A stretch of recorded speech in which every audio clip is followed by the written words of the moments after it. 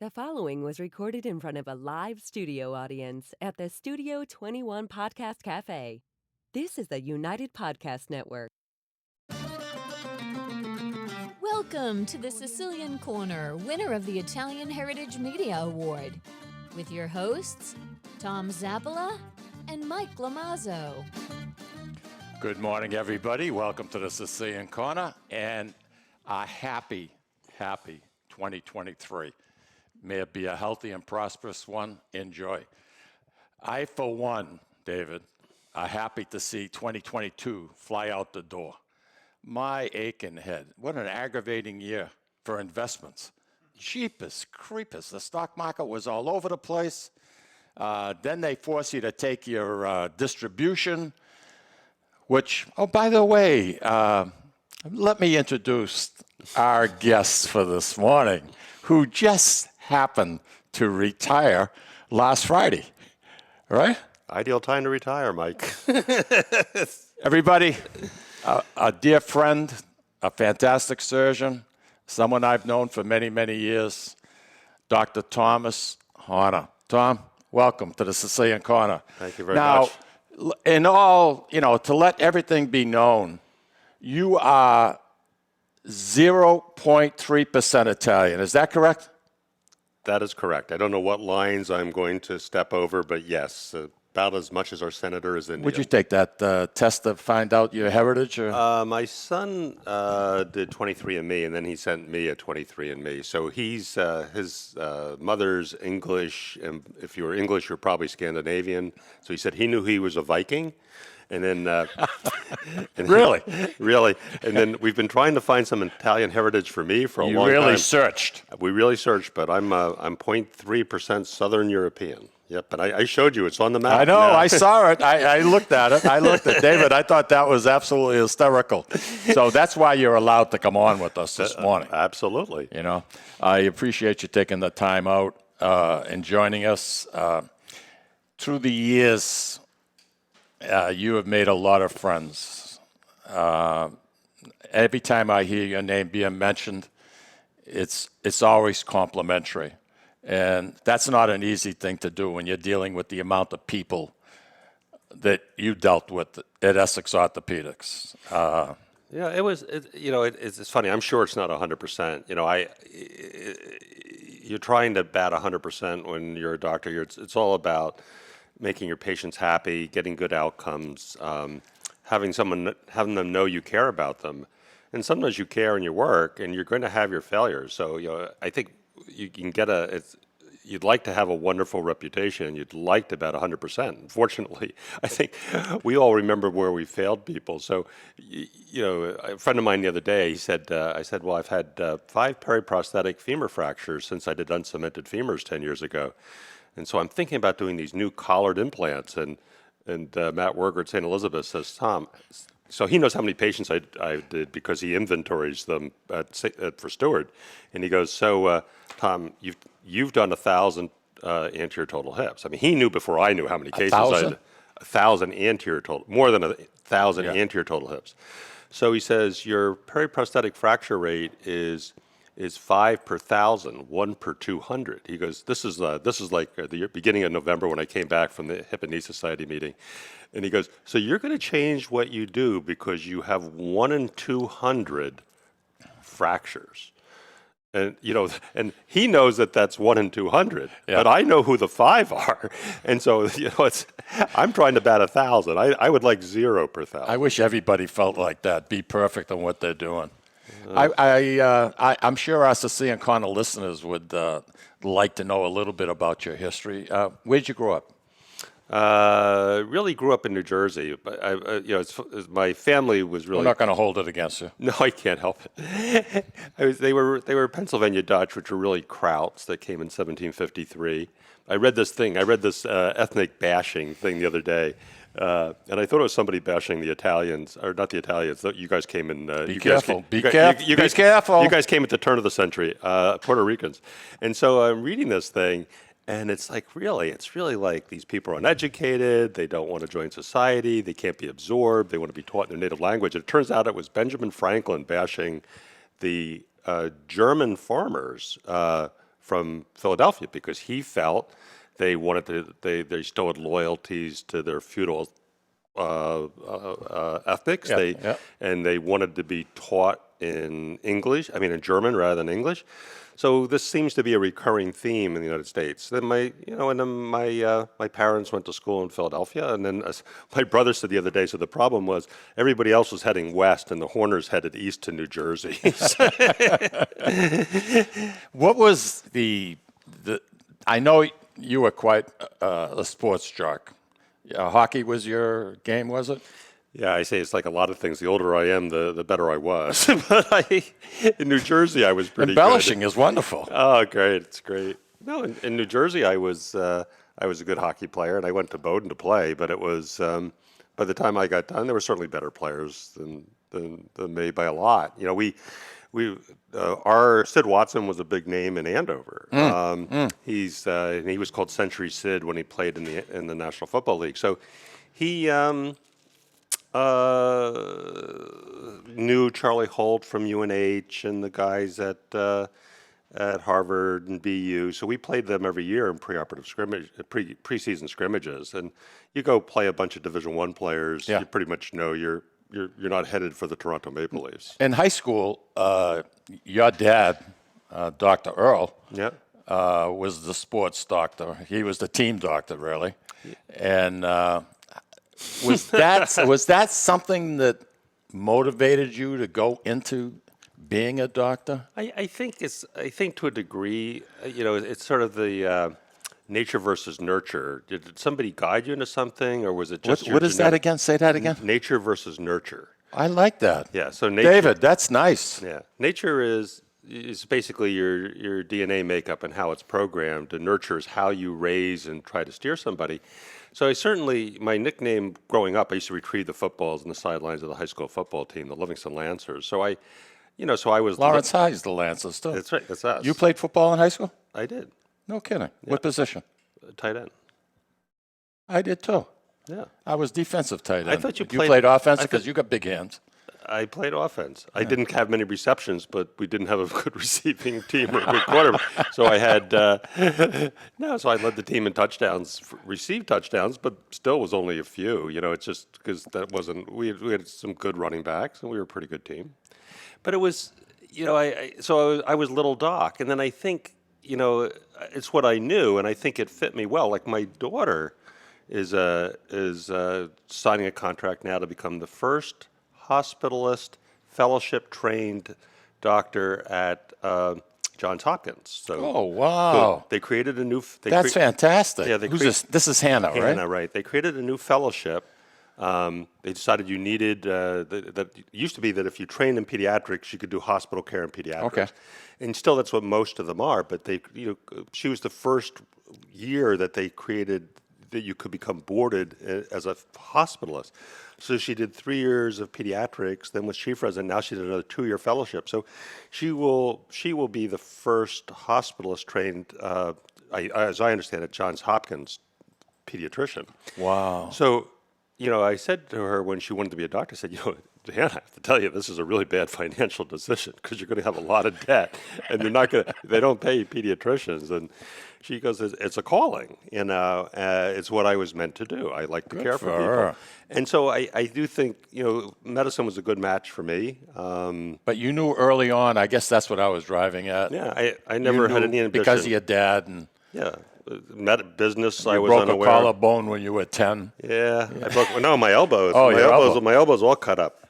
Got in a fight with Bobby Pigeon, dislocated, 2 kids, him and Bobby Best, took on 2 kids to defend a little kid they were picking up. Changed my life. I love it. Staying with your background, Rebecca. Mm-hmm. Rebecca is your beautiful wife. Yeah. Where did you guys meet? Bowdoin College. She was, so now college students, they go to Naples or Florence or someplace exotic. Exotic, yeah. Yeah. Now they used to have what was it called, the 12 College Exchange or something. So you could be for Smith and Mount Holyoke or Wellesley or Bowdoin or Middlebury, and you could go to any other colleges for a term. So she was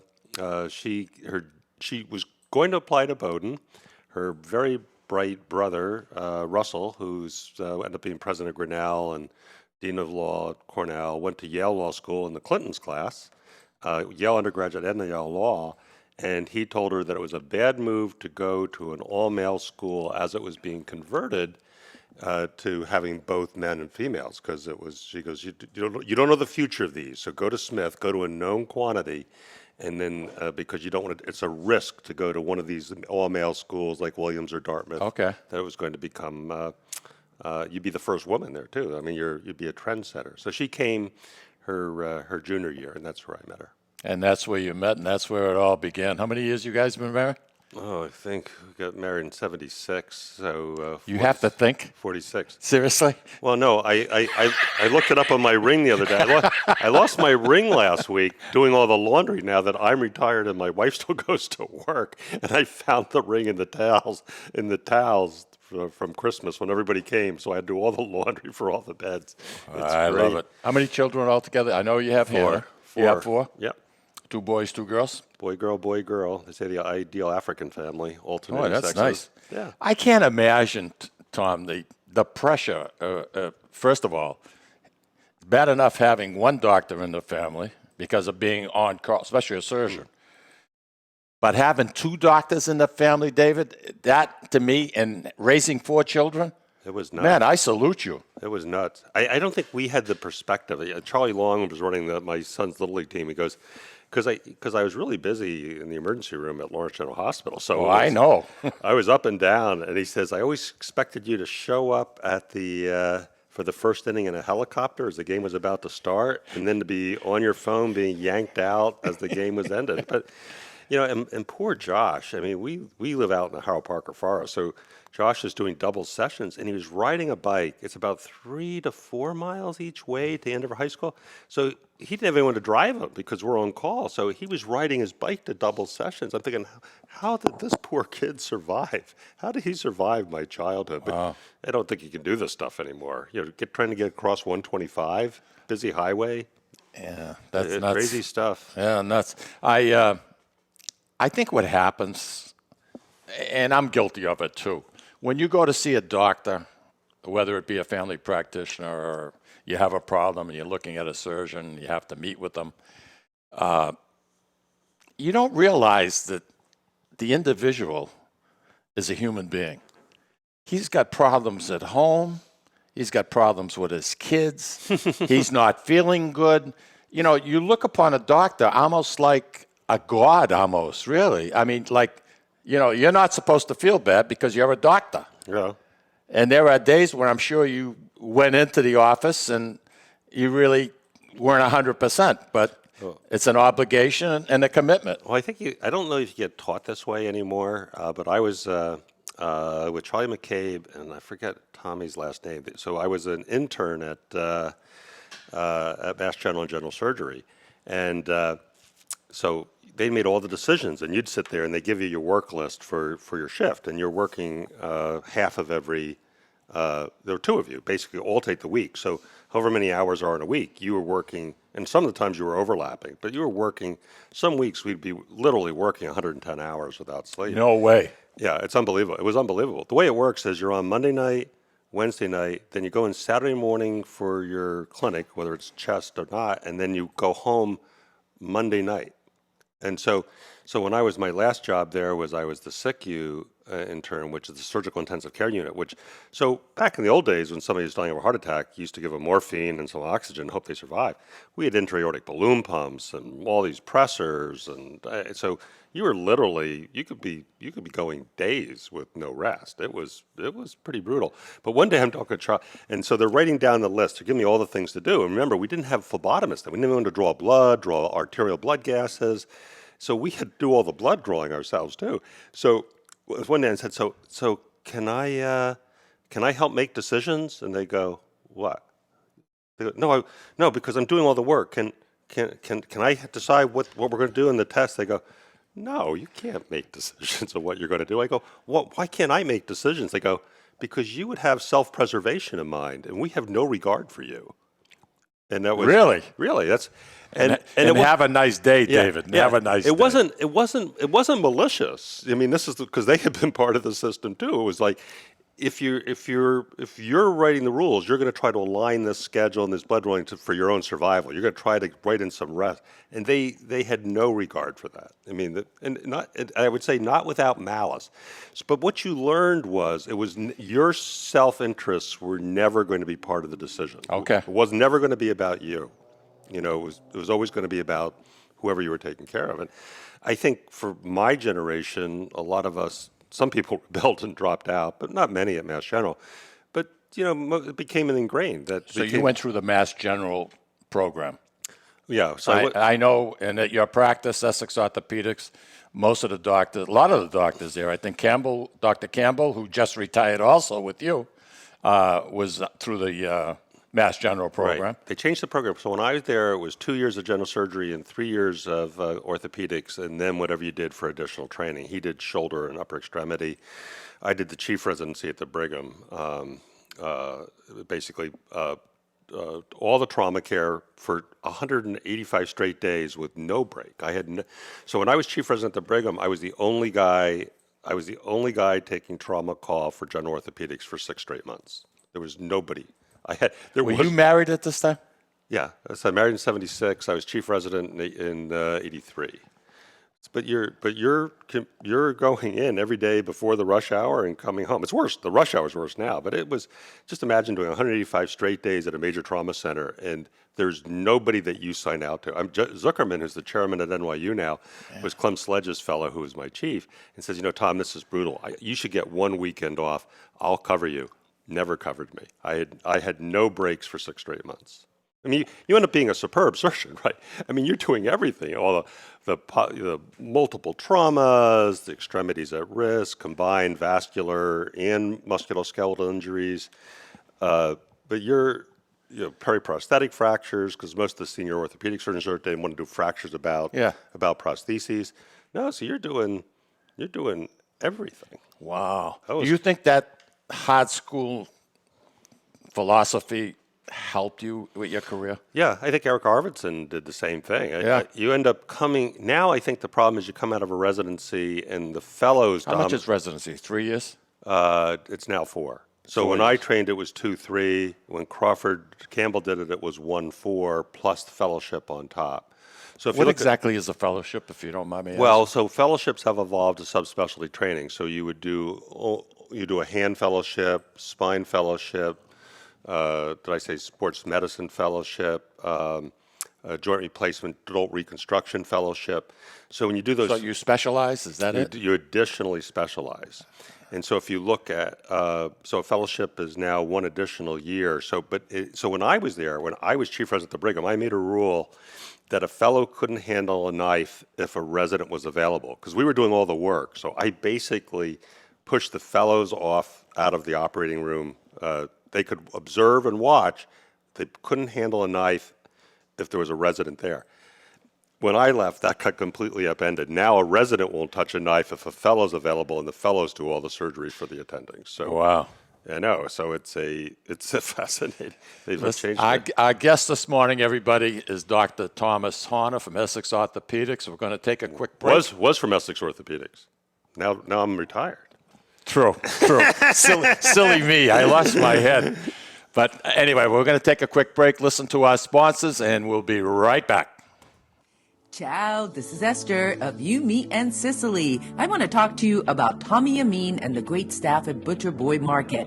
Families, foodies, and home chefs come together at Butcher Boy to talk good food and create traditions. They offer the best in quality cuts of beef, pork, lamb, poultry, and restaurant-style steaks and chops. Produce? All of their produce is hand-selected to complement any meal or even to make it your main course.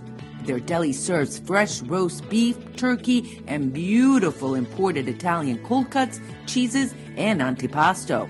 And don't forget the Butcher Boy Bakery, featuring sweet delectables from all over the state, as well as their very own bakery.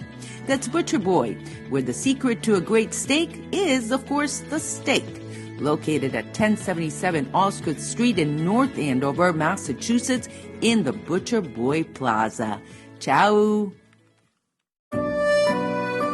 Looking for that something special? All of us here at the Sicilian Corner suggest trying Ristorante Uno, located at 119 Salem Street in Boston's historic North End. For the most exquisite dining experience in an intimate setting that serves authentic regional Italian cuisine and features old country service. Try Ristorante Uno. Did we mention their award-winning wine cellar? Ristorante Uno, 119 Salem Street in Boston's historic North End. Call 617-573-9406 for reservations. That's 617-573-9406. Tell them the boys from the Sicilian Corner sent you.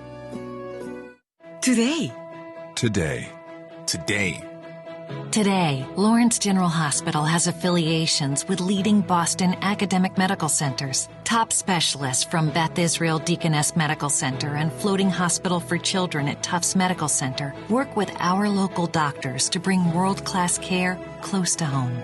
Today, amazing partnerships are happening at Lawrence General Hospital. To learn more, visit lawrencegeneral.org/today. Italian artisan cuisine combines simple, fresh ingredients with time-honored preparation to create an incredible culinary experience. At Tuscan Kitchen, located in Salem's historic Depot District, talented chefs prepare everything in-house from scratch for all to see. Guests enjoy their meal literally in our kitchen as food is prepared right in front of you. Wood ovens burn from morning till night, roasting vegetables, baking bread, and firing delightful thin-crust pizzas. Prime steaks are seared on a wood grill. A rotisserie slowly roasts marinated whole chickens and lamb, while a pasta maker creates fresh fettuccine. More than just artisan cuisine, Tuscan Kitchen features the wine bar, live entertainment, weekly wine tastings, and elegant private dining and event space. Call 603-952-4875 or visit TuscanKitchen.com to make a reservation and learn more about the culinary adventure that awaits. In Italy, cooking is an art form. Tuscan Kitchen. Experience artisan Italian. Essex Orthopedics and Optima Sports Medicine is pleased to announce the opening of their American College of Radiology accredited MRI unit at their location at 16 Pelham Road in Salem, New Hampshire. So now, in addition to receiving the best orthopedic care in the Merrimack Valley, as well as physical and occupational therapy at Optima Sports Therapy and Rehab, you can also have your MRI, all in one convenient location. The doctors and staff of Essex Orthopedics and Optima Sports Medicine have been dedicated to providing outstanding medical care to the Merrimack Valley in southern New Hampshire since 1984. Located on Route 97, just off Exit 2 from Route 93 North, on the second floor of the Workout Club of Salem. You deserve the best care, and that's exactly what you'll get from the board-certified surgeons at Essex Orthopedics and Optima Sports Medicine. Please call 603-898-2244 to schedule an appointment. A loyal sponsor for the Sicilian Corner is Hilton Oil Company. Hilton Oil has been located right across from the South Lawrence Common since 1932 at 101 South Union Street. Hilton Oil Company specializes in 24-hour burner service, oil deliveries, including automatic deliveries serving all the Merrimack Valley area, plus portions of southern New Hampshire. If you want your car fixed right the first time, bring it to Hilton's state-of-the-art service station. Remember, Hilton's is also a Mass State inspection station. Hilton Oil Company, 101 South Union Street in Lawrence. Call 978-687-9793. This is Cindy and Mike Kunstler, owners and operators of Four Oaks Country Club and Grazie Italian Restaurant in Drake, Massachusetts. Grazie Italian Restaurant is the hidden gem of the Merrimack Valley. Why is that? In addition to the spectacular views overlooking the golf course, we have an incredible new chef, Oscar Figueroa. We still have all the favorites, but Oscar has created a lot of excitement with his new specials. Scallops, seared to perfection. House-made ravioli with farm-fresh local corn. And buttery tender Lazy Man's lobster, just to name a few. You have to come experience Grazie Italian Restaurant for yourself. Grazie Italian Restaurant, located at Four Oaks Country Club, 80 Meadow Creek Drive in Drake, Massachusetts. Hope to see you soon. Welcome back, everybody. You're listening to the Sicilian Corner. Our guest this morning, and it's a privilege to be here because this gentleman and I have a real long history together. Dr. Thomas Hoerner, recently retired. That's right. Recently retired. He keeps reminding me of that. That's right. Recently retired. You know, Tom, when back in the 60s, early 70s, there was a show on TV called Marcus Welby, Oh, yeah, MD. yeah. And the mannerisms that man showed to his, and he wasn't a surgeon, he was just a family practitioner. And I'm not saying only a family practitioner, that's a lot of work. But the way he conducted himself, smooth, cool, collective, Yeah. that's you. Because no matter how how busy you are, you get to know your patients. And, and I think Marcus Welby did the same thing. When I was growing up, I was born in 1945. When I was 5 years old, I had my tonsils out at the house on the kitchen table. Now, back in the day in Lawrence, when there was a lot of neighborhoods, whether you be German, Jewish, Irish, Italian, whatever, Lebanese. they all had their own doctors for their particular group. In Lawrence, we had Dr. Quattaroni, Dr. Sapienza, and they catered to the Italian neighborhoods. But I don't remember having my tonsils out, but my parents told me, they showed me pictures. I'm sprawled out on the kitchen table. I look like a fish. God, I can't imagine. I think that those were good times, I think, because people could relate. You were talking about where you lived, and, the Germans didn't want to learn English. They wanted to keep speaking German. The Italians, especially in the North Lawrence, when you had an 8-block square, just predominantly Italians. And a lot of them couldn't speak English. So when a doctor came and you had to tell him what was wrong with your boy, you could relate to him, and he could understand you. It wasn't a problem with the language.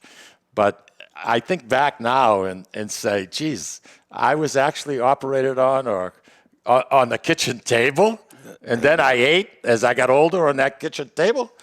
But it's funny how things completely. Oh, I remember the stories of the boundaries because I had an Italian patient, very successful, ran a major corporation in Boston, made a lot of money. But he said he married a Jewish girl who was on the other side, like on the next street over. But there was a line. That was the line. That was the line, and he could there was it was a big to do when he went over the line. Oh, yeah. Oh, yeah. Well, for many years, when we first moved to South Lawrence, I was the token Italian. And then where the Lawrence Stadium is, they built the Veterans Housing Project. And with that came a lot of new neighbors. And a lot of those neighbors had a name that ended in a vowel. So little Mikey was right at home. You know what I mean? It turned out to be a good thing. We all went, back then you could go to the grammar school that was closest to your house. So we'd all walk to school together. We'd be in school all day, and at night, in the afternoon, we'd walk home. I mean, it was beautiful. We used to leave for lunch back then, and I think we had like an hour, and you'd go home, have a sandwich, relax, then walk back to school. And we did the same thing. It's good memories. You know what I mean? I have very, very, very, very good memories. At Essex Orthopedics, you've had some long-term associates. And I learned a long time ago, you're only as good as your help. Yep. I don't care. You can be the best quarterback in the world. If you don't have a line blocking for you, you're gone. You're gone. Absolutely. You're meat. They're going to trample you, for Pete's sake. So would you like to mention some of the people that you'd like to give a shout out and not offend anybody? Yeah, that's right. It's always the problem with making names or giving lists is you always have the people that you leave off, and then, so you say, well, why didn't they mention me? But 30 years of service, how's that? Yeah. Well, yeah. So we just had last year, we had a 35-year employment gathering for Sheila Dowd and Judy McColgan. So, person ran our X-ray techs. Two of my favorites. Yeah. Well, if I had made it to January 16th, it would have been 40 years for me. I joined Harry Love January 16th of '84. And Mike, you said you know me for a long time. You met me at the Brigham before that. But then I saw you the first year I was up here in the emergency room at Holy Family. You said to me, I'm going to be going into practice with Dr. Love. That's right. And their office was directly across the street from Merrimack College, and That's right. Thompson's was on the other side, Thompson's right. restaurant. And that was the best thing I probably ever done, is going to you, listening to you, because I was kind of a difficult case for you. Yeah. And, we've had our ups and downs, but, I'm still 6'2". Well, sometimes I'm 6'2". Yeah. Get a day like today where we're having some moisture here in southern New Hampshire. I feel like I got Tommy sitting on my shoulders pushing me down. Well, And by the way, Tommy will be joining us hopefully before the end of the show. We're looking forward to seeing him come in because this will be basically his last show before he heads to Florida. I'm trying to convince him to stay till November. I can't. He won't do it. No. Well, it's not fair. It's a lot warmer down there. Well, it's a little bit warmer than normal down there, to be honest with you. Yeah. They're getting crazy weather. My brother's down St. Petersburg, and he says it was so humid he couldn't stand it. Yep. So, something, to me, I'm a winter person. I do much better. You give me 20 degrees and sunshine, I feel like I'm 75 again. Doesn't sound like you're from Italy. It sounds like you're from the wrong place. Let me just run a couple of things from what you said, though. So the doctors who joined me was Eric Arvidsson joined me in '90. The next year, Tassin Ergen joined me up from Philadelphia. His dad was chief of trauma surgery or oncologic general surgery at Hartford Hospital. Then Crawford came, whose dad was chairman at Albany. We got him out of the Brigham. He was, I think, really the best hand surgeon in Boston and just didn't like being the junior guy who was the talent. It's like everyone else is getting all the credit, but you're actually doing all the work. And then we sort of had a dry spell for a while, and then it's half a dozen years ago, or actually 10 years ago, we got Matt Hawkins, and half a dozen years ago, we got Josh Philbrick, who's really just a very good person. And then the office staff, Chris Shields was with me for years, works at the hospital now. Kate Goslin, another Lawrence native, has been there for 16 years. We've had a lot of long staying power in that group. And then I think what you said, Tom Brady wouldn't be Tom Brady if he didn't have an offensive line, if he didn't have a Matt Light playing left tackle for him, because they all look very average when they have 2.5 seconds to throw the ball. And so when I look at how our operating room worked and why we did so well as an anterior hip replacement surgeon, it's really because we had a great team, and we trained X-ray techs how to image properly for us in the fluoro. We had good alliances with industry, running custom tables to position the hips. We had great techs, some of the best techs I ever worked with, some of whom now... That's quite a testament. Yeah, some of whom have gone to work at, one works for Zimmer now, the manufacturer. So I look at this, because I think my next step in retirement is probably going to be teaching how to do this stuff the way it worked for me, because apparently a lot of people think we were really good in industry and in Boston. So I expect to have a contract within the next week or two to go into town to teach them how to do outpatient total joint replacement surgery. So you're going to be teaching? Yeah, it's really sort of what I want to do. And I think Consult. A lot of people, I'd probably be in the operating room teaching. And so I don't have a contract yet, but I think people, our reputation is strong. And if you look at industry, so the manufacturers reps, they go to Lowell General Hospital and the outpatient people, and they go to Leahy, and they go to BI and Mass General and the Baptist. So they know who the good surgeons are. So I think a lot of people have decided that we're really good and that we do things well. And I don't want to run a practice anymore at age 70 where you're on call all the time for every complication. And I don't know how you balance that. But I think if this contract comes through and I get to teach other people how to how to put a system together, the problem is takes time to put a system together. The old days, it used to be the surgeon, and he'd go in operating room and he'd do the case. Now I need an X-ray tech. I need a custom table. I need a scrub tech. I need someone running the machine. You need an anesthesiologist who can give a good anesthetic for outpatient surgery that isn't going to last 2 days.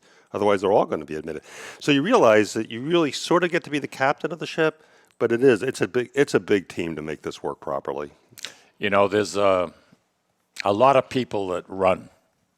A lot of people out there, they feel it's good exercise. Your specialty has been especially the last 15 years or so, if not more, knees and hips. That's all, yeah. How do you feel about what the body has to absorb on the knees in particular? I mean, are you a runner? Do you advocate it? Or it's another sport I did in high school. I was a half miler, so I played 3 sports in high school. Pardon me. Yeah. Well, pardon me. But they're in conflict with one another. Some you want to be strong for it. So basketball, track, and football? No, hockey? Football, hockey, and track. Okay. And at Bowdoin, I lettered in track and hockey. I didn't know you played end. That's good. I played end. I played freshman football at Bowdoin, but I did want to go to medical school. And I have to say, there were not a lot of hockey players going to medical school. So Sid Watson, my coach, used to say, because I was always missing practice. And you still have all your teeth. My dad worked for what is now USA Hockey, but then was A-House, the Amateur Hockey Association of the States. He and Paul Vinger from Lexington wrote the rules mandating face masking for amateur hockey in the United States. So is that part of the USA? Now A-House, Amateur Hockey Association of the United States, is now USA Hockey. Okay. My dad in 2006 got the Lifetime Achievement Award for writing mandatory face masks for amateur hockey. I went back to Bowdoin, and Sid said to me, "Your father's going to ruin hockey in the United States." This is my college coach. I go, it's like, what did my dad do? He goes, the sticks are going to come up now. You guys are all wearing face masks. It's like, it's great. I was enough of a problem for her because I was always in the lab. I was always late for practice. I always had a chemistry lab or biology lab or whatever I was doing. I was always late, and I can assure you, most of the hockey players at Bowdoin, we were a good hockey team, which means we didn't have many science majors. I'm sure. Well, the current thing in education is now it's diversity, equity, and inclusion versus STEM, science, technology, engineering, and math. So there was a move to get more people not in humanities, get them workable skill sets that they could apply to employment. Yeah. So there's a movement towards STEM, which is in conflict with equity, inclusion, and diversity, which is because you're trying to get that group of people to also be STEM educated. And clearly there were not a lot of STEM educated people in the hockey team. We had a lot of Soch majors. I get it. I think my question probably, what I was going for was, how many people need knee replacements that are runners? At an early age? Probably not a lot. So that, and we don't know why that is. You said not a lot? Not a lot. So I would have thought it would just, I don't know who. The pounding on the cement. I don't know where the financing comes from, the people that look this up, but that's what I think a lot of people thought. Henry Mankin, my chief at Mass General, said today's runner is tomorrow's knee replacement patient. But it was, somebody did a long-term study on follow-ups for marathoners, and it was no different. No different. Wow. But remember, the American public's relatively overweight. Huge if you watch 60 What are you looking at me for? I'm looking past I can't help it. I'm just imagining. No, I'm thinking I'm Italian. Some people live to eat. I eat to live. 60 Minutes had this show on sort of the biologic drive Should be for just obesity. the opposite. Yeah. It's a survival. You got one view. It was a Mass General Brigham group of people that were championing the show on 60 Minutes. But essentially, one of the feelings is that maybe marathoners, although they're doing a lot of trauma to their knee with impact loading, also are fit. They're thin. Unbelievable. That's good. So, if someone was to have, don't write it. If someone was to have a knee replacement, say at 50, just for the sake of conversation, how long can a person expect that knee to last? that knee replacement, a whole knee replacement? You probably expect 20 years, but it may be a lot longer. 20 years? Yeah, just think. So if you look at what's called in vivo success, so you can do in vitro and experimentation, put people in grinding machines and see how fast the plastic wears. But there's things that happen in a living body, too. There's oxidation. We're in an oxygen-rich environment. So nobody really knows. In vivo is different than in vitro studies. But it's hard to, say a modern knee replacement has been around for 25 years. They're beginning to get what the survivorship of 25 years, but they're always changing it a little bit. The plastic changes, the way to put them in. There's a current sort of move towards uncemented knee replacement. So every time we change... And the product is much stronger and lighter, Well, correct? a little bit, but not a lot. But every time we change something, we don't know. It takes 25 years to find out what in vivo experience is, so you never really know. I just wanted to ask one more question. Surgeries. There's been a lot of talk about some doctors, some surgeons go in, they'll open you up, they'll start the procedure, and then they'll have who's ever working with them close. How do you feel about that? Well, there's sort of two things about that, all right? It's sort of, this is the big conflict that was really highlighted in this region at Mass General with double booking, right? Not just closing for you, but actually overlapping cases. And how much can you overlap cases before, because if you look at the Medicare contracting, you're supposed to sign that you were there for the critical parts of the case, but no one defines what the critical part of the case is. I was just curious what your thoughts were. No, I mean, we primarily do the entire case from incision to final closing. And then when I was with Chris, I would usually sit in the room and I'd go through the dictations, the call back to the family, the part of the orders that I'd have to do while he would close the skin. All right. But I got to take a quick break, so hold on to your thoughts. We're going to come back and you can finish up on it. Yeah, Can you do that you're asking me? for a lot. Can I take notes of what I'm supposed to be considering? No. We're going to take a quick break, everybody. When we come back, Tommy's going to be joining us. And our guest, once again, Dr. Thomas Hoerner. All right. Be right back. This is David from the Sicilian Corner. You know, Mike, Tom, and I love to go to Salisbury Beach, but we love different things and can never agree where to go. Tom likes the casual family-style dining with the great Italian cuisine, Capri's Seaside Italian Kitchen and Pizzeria. Me? I love the elegant romantic vibes Sea Glass with the amazing view and terrific menu with prices that make it the place you want to visit each and every week. Mike loves a drink in his hand and a cool ocean breeze right off the surf and the rhythms of a cooler reggae band. We all know Mike loves Bob Marley tunes at Surfside. Who doesn't love a great show? National acts, comedy, regional favorites, and the beautiful and intimate Blue Ocean Concert Hall. Lucky for us, Atlantic Hospitality is the host of all of these great places, and they treat everyone like they are Mike Lamazzo. Best of all, we never have to choose. Park the car once, and all this fun is right at your fingertips. You can have it all in the heart of Salisbury Beach. Find out all the ways you can have a great night at Salisbury Beach at NorthshorePavilion.com. And Mike, Tom, and I will see you there. This is Tom Zappala. Located in the heart of downtown Haverhill, the Haverhill Beef Company is a full-service, old-fashioned butcher shop and meat market that continues to be a valued family tradition since 1952. Peter and Monica Carboni's Haverhill Beef offers individualized service from an outstanding selection of marinated sirloin tips, homemade sausage, marinated chicken, and thick, juicy Chairman Reserve steaks. Your family deserves the best, so call Peter at 978-374-4795 or visit their website at www.haverhillbeef.com. Hi, this is Mike, and I would like to tell you about the Deborah Care Law Offices, a firm that is focused on estate planning, probate, trust administration, and elder law issues. You will feel comfortable discussing important issues concerning both you and your loved ones, as well as having the information you need to make an informed decision about your family's future. How do I know? Because I'm a client of Dan Deborah Care. If you want to have peace of mind knowing that your loved ones are protected, call Deborah Care Law Offices today. In Massachusetts, 978-686-4645. In New Hampshire, 603-894-4141. At Catadella Funeral Home, we reinvest in our business to provide your family with the best facilities. It begins with a beautifully landscaped exterior, parking for 250 vehicles, and a comfortable and inviting access to our renovated interior. Funerals can be costly, so you should review and compare plans to make sure you receive services that are fairly priced. I invite you to experience the Catadella difference in cost, facility, and service. Catadella's honoring and celebrating the lives of the people we loved, providing exceptional care since 1929. This is Cindy, And Mike Kunstler. owners and operators of Four Oaks Country Club and Grazie Italian Restaurant in Drake, Massachusetts. Grazie Italian Restaurant is the hidden gem of the Merrimack Valley. Why is that? In addition to the spectacular views overlooking the golf course, we have an incredible new chef, Oscar Figueroa. We still have all the favorites, but Oscar has created a lot of excitement with his new specials. Scallops, seared to perfection. House-made ravioli with farm-fresh local corn.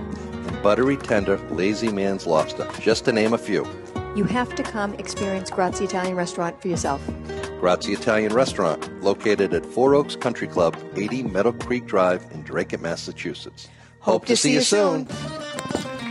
Welcome back, everybody. You're listening to the Sicilian Corner, and our guest once again, and it's been a privilege to have with us, Dr. Thomas Hoerner. And I know you have 3% Italian, and then we got Smiley over here. I think it's 0.3%. 0.3% Italian. 0. Oh, you look beautiful. What a teeth. Yeah, I know, exactly. All you need now is a tree to chop down. You know what I did? I said to the hygienist, God be my judge, Dr. Tom's office. I said, look I'm in a hurry. I said, you know the polishing part of it? Forget about it. Forget about it. She says, okay, no problem. Wow. They look good, man. You look good. You got the clean bill of health? I did. All right. Thank you. You know, Tom, I'd like to bring up in this segment your travels. Going to Vietnam, going to Cambodia, going to Africa. How backwards? South Lawrence. South Lawrence. How backwards are these countries compared to what we have here in technology referring to medical practices? Hold on. That is a politically incorrect statement. First of all, I did well when you weren't here. Do me a favor. Go stand in the corner. Backwards. Show somebody else your teeth. I don't want to see them. 60 years. Huh? 60 years. Are they really? 60. Yeah. Wow. Well, so... Are you serious? Yeah, because... So here, so I'll tell you. The way it works, some of the countries like Vietnam are communist, and so one of the ways you control the knowledge is you control access to the internet. So if you go to a place like Costa Rica, I mean, they have Wi-Fi, half the relatives live in the United States, they go up and down. So they can be very, very current. If you look at a place like Vietnam, though, they control access to public knowledge, so they can't get access. And then, so that's just the knowledge thing. And then if you look at the materials, like we have a lot of equipment, right? We have a lot of imaging. We can image, CAT scan, MRI. You volunteered a lot of equipment. You sent a lot of equipment over. Right. But the problem is, like, you can send hardware and things. Like in Vietnam, I mean, they don't have new implants, right? They incinerate you when you're dead, and they rewrap it, and they take the prosthesis, the half hip replacement, and put it back in a closet and use it on the next person. No way. Absolutely. So wait a second. So they could get miles out of my knee that you replaced. Well, that has plastic parts, but for half a hip replacement, they just wouldn't do a knee. But for a half a hip replacement, they'll take what we don't use anymore. We do mostly total hips or bipolars, which have plastic in them. But unbelievable. If you just recycle them. Yeah, but if you look at somebody will donate, say, a CAT scan, so you can do intraoperative imaging, so you can X-ray as you're working. Well, how long is that fluoroscope, that instant readout, going to work? Until it breaks. They've got no infrastructure to repair things, to rebuild things. So who's going to come build that GE, Centricity, I almost said Seagram's, it's Philips. That's why he's smiling. Yeah, I know. Yeah, because there's no one to repair electronic stuff. So, I look at it when I go there. I mean, it's like when I trained, right? We didn't have much equipment, so we free-handed everything. You send the next generation of orthopedic surgeons there, they're lost because they've never operated without all that equipment. I just want our listeners to know you and Dr. Becky, and even your daughter went with you the last time to Africa, right? She went twice. She went twice? She went to Cambodia. And you volunteered your vacation time to go and help out, which, Tom, you would never think in that direction. No, I would. Because they'd have to pay you triple to go. I think it really is. It's a gift of your time and money because it's not. There's no deductions for it. It's all your money and your travel. It's funny when you go to Southeast Asia. The Australians are all and British doctors because a lot of that was part of the colonial system historically. So when they go, they're all on the public payroll, and it's basically their time, but they're already being paid. An American doctor goes, he's giving personal money and personal vacation time to go. You really are giving. Well, we've got about 9 minutes left to go in the show, and Tom and I can't thank you enough for all your support. I mean, you've been with us 20 years. The 22. 22 years you've been with us. 22 years, 52 weeks, 1,044 shows. I mean, Tom, think about this. You and one or two other sponsors. Three have been with us since day one. You guys have always supported us. You especially. As a matter of fact, now that you are retired, that's right. You're gonna be on this show a hell of a lot more than you have been in the Filling past. in. You're going to be my sidekick. Something. I mean, we can have some kind of a segment. Ask Dr. Tom. Oh yeah, I have to keep learning because medical knowledge keeps evolving. Well, will you keep up with that? Yeah, it's funny. I am. So I'm boarded officially. My board is through 2027, but as Dr. Campbell said, I'm done with everything. He's put everything away. I've already done my 5 years of. I've done 4 of my 5 years of board recertification. My application's all intact. I have to pass what's called web-based learning. I have to score 90% on the next 2 years' tests. So I just got notified that the learning module will become available next week. And then if I pass 90% next 2 years, I will be boarded until 1987. 2037. So I'm planning on continuing. I may be demented, but I will have my boards because I think I like. I don't want to become dated. I think a lot of people board and then they bail out. You got to stay. I mean, that plus I think it's therapeutic. It helps you stay young, keeps your mind working. It's like me doing cross puzzles. Very simple. Well, you're writing books. I am. Yeah, and I think writing books. I think doing something, and you're enduring him. I mean, so he makes me laugh. Listen, we have a little something that Mike and I want to present to you. First of all, I started off the show by saying that you were a fantastic doctor, surgeon, but you were also a very good friend, not only to me, but to this show, to Tommy. Right. And we'd like to present you just a little token of our appreciation. When you look at it, I'm going to hold it this way. Well, Mikey, read it, you moron. I'm going to have him read it. Oh, yeah. Okay. Moron. Can you see okay? Yeah, I don't know the Latin for moron. I'm trying to figure it out. I know if you call him an idiot, idio means to not know. So idiopathic is you don't understand the disease, but I don't know what the Latin origin of more is. Presented to Dr. Tom Hoerner, an appreciation for your longstanding dedication and support as the longest continuous sponsor of the Sicilian Corner radio video podcast. Wishing you the best in your retirement, Mike Lamazzo, Tom Zappola, the United Podcast Network, January 3rd, 2023. This is remarkably touching. My wife wants me to set up a little office in my office. What are your plaques? So now I'm going to put this up over my desk. Absolutely. Thank you very, very much. My pleasure. Are you kidding? You've been my great. Pleasure. Oh, God. My friend Skip Montello wants me to go to Sicily with him, so I'm going to put him on this podcast. He went on. So we've traveled with him 3 times. We've been he and his wife to New Zealand, South Africa, and and Iceland this year. So we will, but he wants the next one to go to If you Iceland. go to Sicily, Al, you really should look up my brother. Al he and his girlfriend. They show you parts of Sicily. They do tours like in the bowels of Sicily. They do a fabulous job. They really do. All right. Hey, all the people that you've dealt with, approximately patients at Essex Orthopedics. 2 minutes, I Mike. know.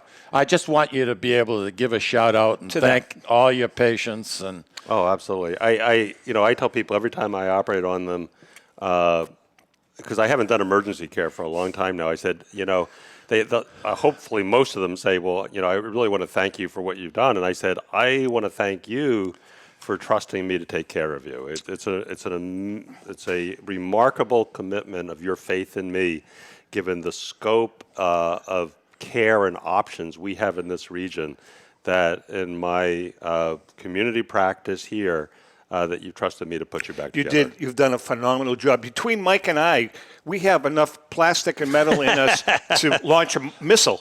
Tell them your theory about me with slot machines. I'm telling you, Tom. Now's the time we to have ask. to talk about this real quick. Every time Every time he sits by a slot machine, he makes the place goes nuts.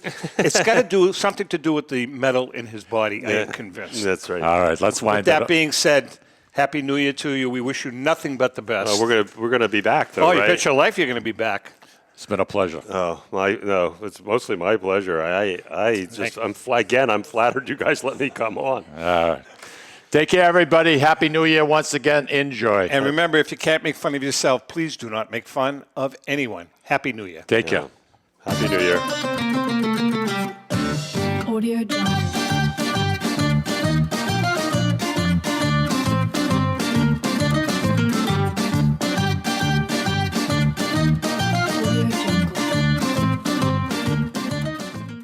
The views and opinions expressed by the hosts, guests, or callers of this program do not necessarily reflect the opinions of the Studio 21 Podcast Café, the United Podcast Network, its partners, or affiliates.